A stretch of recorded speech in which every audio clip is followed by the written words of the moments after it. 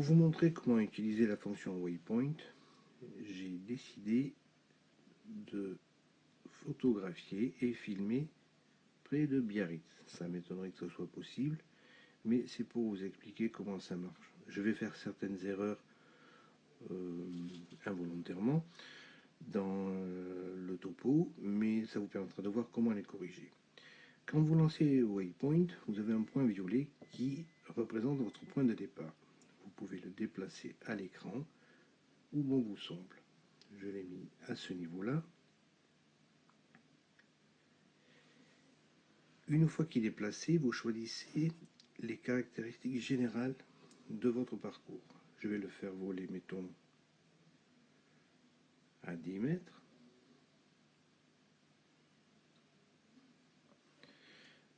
À une vitesse d'une vingtaine de kilomètres à l'heure.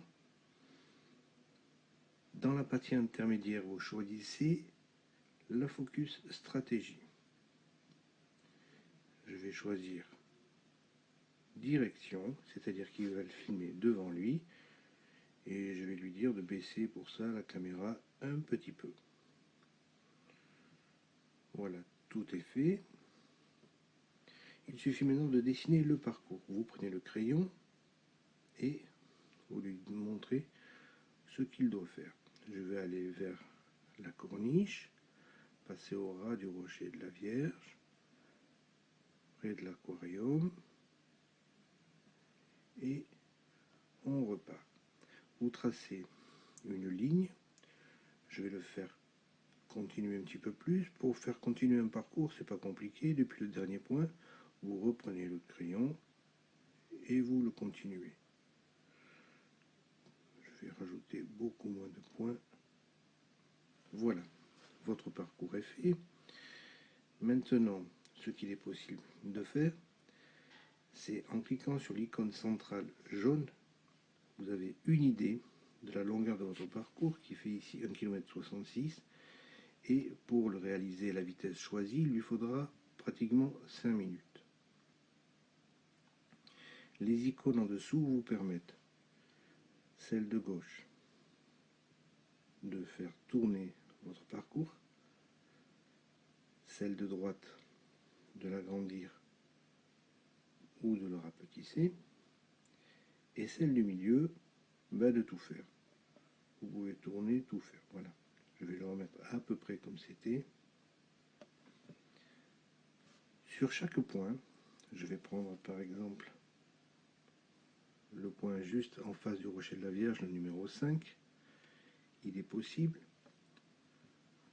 de modifier d'une part l'altitude, mais vous pouvez également décider de faire une action. Par exemple, je vais lui dire de rester sur place pendant 5 secondes, par exemple.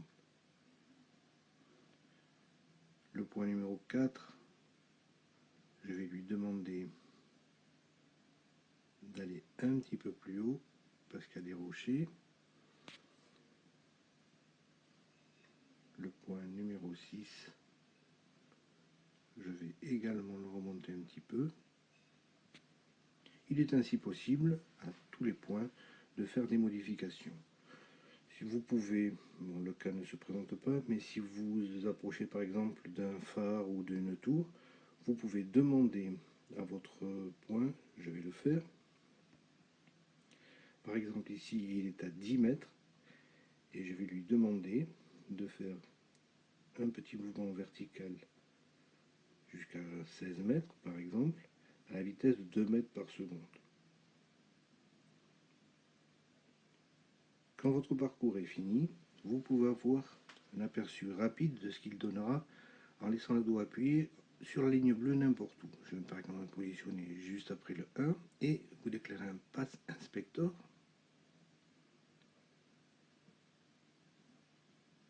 Quand vous cliquez dessus, vous voyez ce que va faire votre fantôme. Vous pouvez cliquer plusieurs fois pour accélérer le mouvement de façon à voir ce que ça va donner.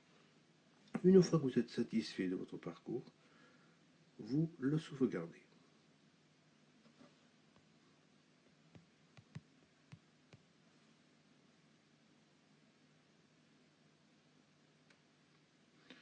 voyons qu'il arrive au niveau du point 3.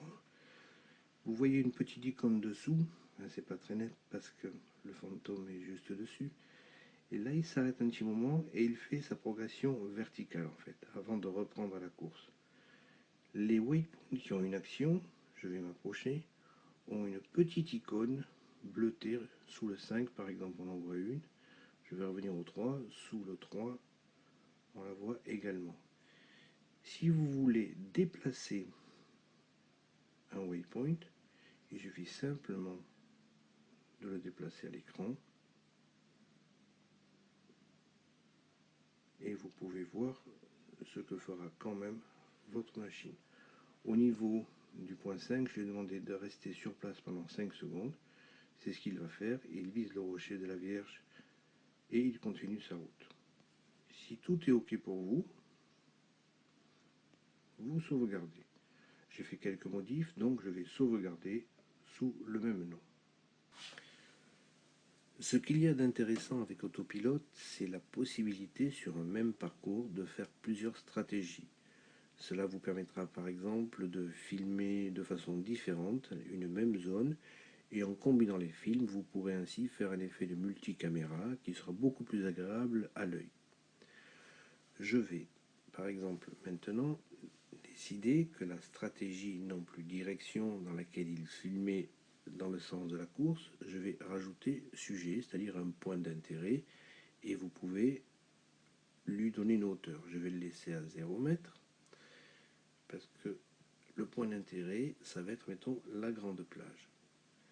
Vous zoomez pour bien fixer votre point d'intérêt. En laissant le doigt à l'écran, vous pouvez rajouter un sujet.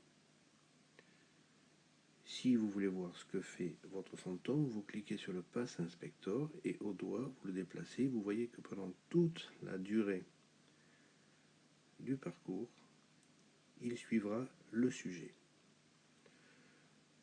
Si vous souhaitez mettre plusieurs points d'intérêt, il faut utiliser à ce moment-là une autre stratégie. Nous avons vu sujet, nous avons vu direction, maintenant nous allons choisir triggers, qui sont des zones gâchettes qui vont déclencher les mouvements de la caméra. Quand vous choisissez triggers, le premier point de départ est déjà une zone référencée triggers, avec un S pour sujet. Le sujet numéro 1 a été mis un petit peu n'importe où, vous le prenez et vous le positionnez où vous souhaitez. Dans les options, vous choisissez la hauteur. Je vais le laisser à 0 mètre, c'est la plage. Je vais choisir un autre point d'intérêt, par exemple, ici, l'aquarium. Un peu après le point 3, je laisse le doigt sur la ligne de son parcours et je vais rajouter New Focus Trigger. Je déplace. Ah non, il m'a mis un autre Focus Trigger. Je déplace le point d'intérêt vers l'aquarium et je vais lui dire de filmer, mettons, à 10 mètres. Une nouvelle ligne est apparue, c'est interpolation. Je vais mettre Previous and Next pour ce point-là. Pour le point auparavant qui est la plage qui est à 0 mètre, l'interpolation, je vais mettre Next. L'interpolation, qu'est-ce que ça veut dire? Nous allons voir ça en déplaçant le Pass Inspector. Je le prends et je le déplace à l'écran. Vous voyez que le point de la caméra se déplace progressivement du point 1 au point 2, ce qui évite de faire ainsi des à-coups visuels. Là, il reste ensuite sur le point 2, mais vous pouvez rajouter autant de points d'intérêt que vous le souhaitez. Chaque zone gâchette permet de diriger vers un point d'intérêt. Là, j'avais fait une erreur, je n'avais rajouté une. Je vais la mettre ici à ce niveau. Et dans ces options, je vais changer le focus stratégie de cette zone gâchette. Et je vais dire de revenir dans la direction du vol. C'est-à-dire que si on reprend le Pass Inspector et que je le déplace, vous voyez qu'il va au point 1. Il se déplace ensuite vers le point 2 et arrivé au point 3, il reprend la course. Voilà, avec cette fonction trigger, vous avez donc un libre choix de faire filmer vers un point d'intérêt, de détourner l'appareil du point d'intérêt pour qu'il se dirige vers un autre. C'est assez intéressant pour des prises de vue coulées. Nous avons vu plusieurs stratégies qui vous permettent de filmer dans le sens de la course, qui vous permettent de filmer un point d'intérêt, plusieurs points d'intérêt, en interpolant les mouvements de la caméra. Une autre possibilité aussi intéressante, ce serait de pouvoir, par exemple, sur ce parcours dessiné, faire un panoramique, enfin un travelling plutôt, sur toute la côte. Alors c'est assez difficile à faire à la main, mais avec autofocus, on peut le faire sans problème. Vous prenez le focus stratégie direction. Je vais mettre le pass inspecteur de façon à avoir une visu de l'avion et je le déplace un peu. Je reprends les réglages et dans le Yo référence, je vais modifier l'angle de l'avion. Là, vous voyez que cet angle ne me plaît pas. Je vais le mettre un petit peu plus, encore un peu plus. Voilà. C'est-à-dire que pendant la Yo référence est sur la course qu'on voyait en bas de l'écran et il est à 272 degrés. C'est-à-dire que si je le lance, je vais l'accélérer, il va rester tout le temps dans ce même angle par rapport à la course. Ça vous permet, dans cet exemple ici, de faire un travelling sur toute la côte de Biarritz, par exemple. Vous pouvez également modifier cet angle. Je vais, à ce moment-là, le Yo, le mettre en référence, non plus sur la course, mais absolue. Je vais modifier l'angle. Voilà. Et à ce moment-là, il va tout le temps fixer une même direction, quels que soient les virages qu'il puisse faire dans son parcours. Voilà, ces stratégies vous permettent de faire des films très différents sur le même point de vue. Une grosse partie du travail ensuite sera lors du montage, où il faudra faire un mixage entre les différentes vues de façon à avoir un film agréable visuellement. Il existe d'autres stratégies, le joystick qui vous permet de diriger librement la caméra pendant que le fantôme se déplace sur le parcours. Touch, en cliquant sur n'importe quelle partie de l'écran, à ce moment-là le fantôme va se diriger vers la zone que vous avez touchée. De très nombreuses possibilités vous permettent de faire vraiment des films de bonne qualité.